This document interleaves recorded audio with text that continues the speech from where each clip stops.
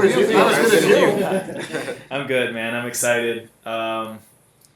Today's one of those days where you don't really know how it happens, why it happens, but it kind of all happens at once at the same time. So extremely humbled, a lot of people to thank. You have just an absolute attitude of gratitude to this whole organization to trust you. I feel like that's the biggest thing is whenever you can get your trust from teammates, players, and organization, people you go to work with every day, like that's the biggest seal on anything, stamp of approval. So, yeah, man, excited to be here. You guys are stuck with me 4 more years, stuck with some fullbacks, so it'll be good.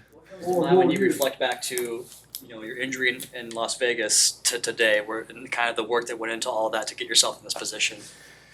Yeah, I mean, it was there were some dark moments on the rehab table trying to straighten out those legs and be able to walk again, and then you're on the street trying to find a new opportunity, a new job, and to come into a place that supports you in the way that you can believe in yourself and really just amplifies and empowers you to be the best version of yourself. I think that's what I fell into and got extremely lucky to be here. And you just show up to work every single day with the guys in the room, doing it for something bigger than yourself, and all of a sudden the time flies by and the growth happens, the plays happen on the field, and then you're able to kind of grow into that potential, which has been extremely rewarding and fun journey up to this point. When did you hear of the news? Because it seemed like it broke during practice. So was it like as you were coming off the field, and what was your, I guess, immediate reaction? Yeah, it was like right in between meetings and practice. And it was one of those things like had to call wifey, had to call my parents real quick, let them know something was happening, and then go to work, right? And that's the compartmentalization of football, and you can't sacrifice or let your head be anywhere but where your feet are at. So it was a fun day at practice today, getting on the field, running around with the guys. And, yeah, they get a long weekend to soak this one in, and they get ready for week one. So it's a pretty cool timing. Alec, I know you said that you're still trying to wrap your head around how this all came together, but what can you tell us? How did this all come together? Is it as quick as it sounds? Yeah, it really was. And it's in the back of your head whenever you're heading into a contract year that whatever motivating factors can get a player ready to play a season, you want to use it to the best of your ability, right? So whether that's playing time, whether you have individual goals, team goals, financial goals, all of it kind of plays into an off season that you want to put together.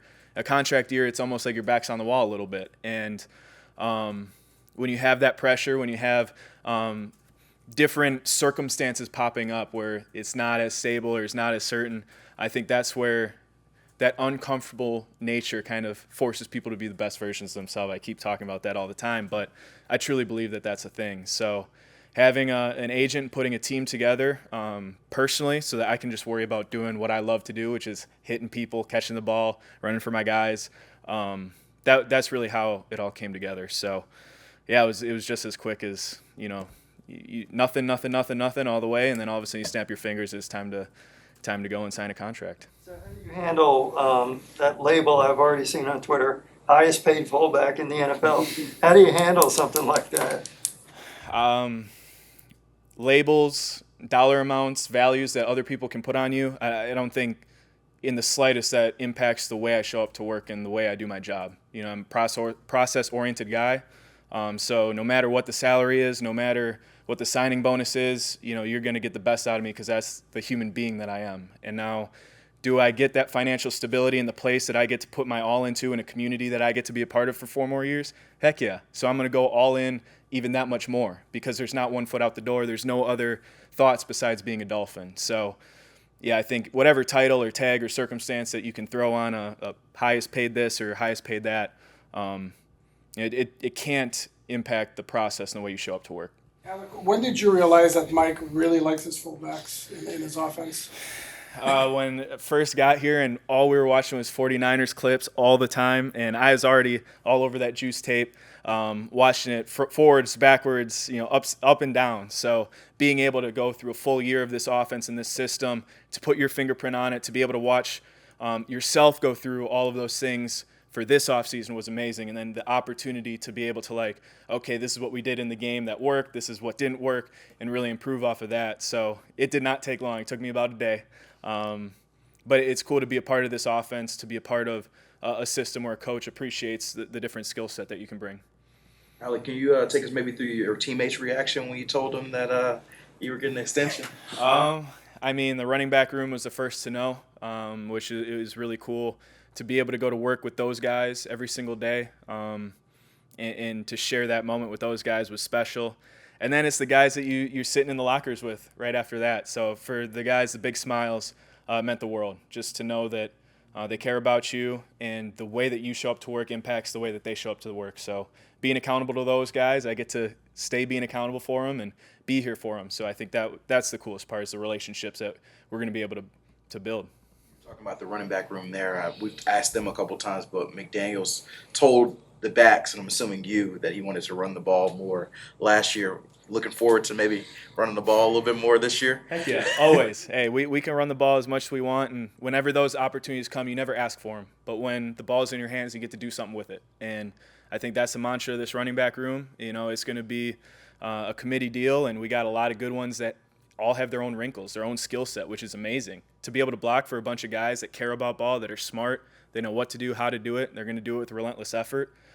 We got a room with a big, diverse skill set it's going to be fun to play with. How would you categorize the talent level for all of those guys? The strengths for Mostert, strengths for Jeff and Chain. Yeah, I mean, I think you can go. It's really a spectrum of talent, with experience, with speed. You have physicality, you have downhill, and one of my favorite things that Raheem talks about is he was able to turn his speed into power. So you talk about him mentoring a guy like Devon with all of his experience. Now you got a guy who's running 4.2 that's crazy fast, and he's teaching him how to turn his speed into power. You know, so it's all of that experience in the way that this room works.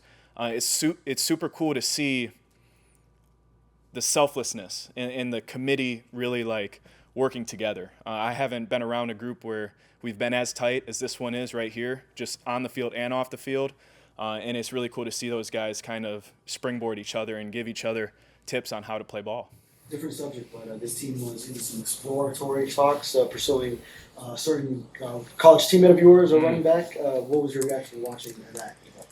It was crazy. You know, I was following along just like everybody else. I haven't, played with JT for a handful of years now, but just know he's a heck of a human being. He's one of the most humble guys that I've ever gotten to play with in college. So really happy for that dude. And, obviously it's a tough situation, but like I said, you get to fall back on the guys you get to work with every single day. Our running back room is pretty solid, and it's fun to see those guys be able to go out and showcase their talents and their abilities. So whenever JT gets healthy, I'm sure he'll do the same. Alec, I know you said the news won't affect, anything here at work, but outside of it, are you going to celebrate? You going to go out? Have any plans? We'll see. So wifey has work tomorrow morning, 5:30 a.m. She's getting up. She's working hard, and we got some dogs to take care of, and we got a long weekend that I need to get healthy and recover and all that stuff. So maybe after we win some playoff games and play well and win some ball games, then maybe we can celebrate after that.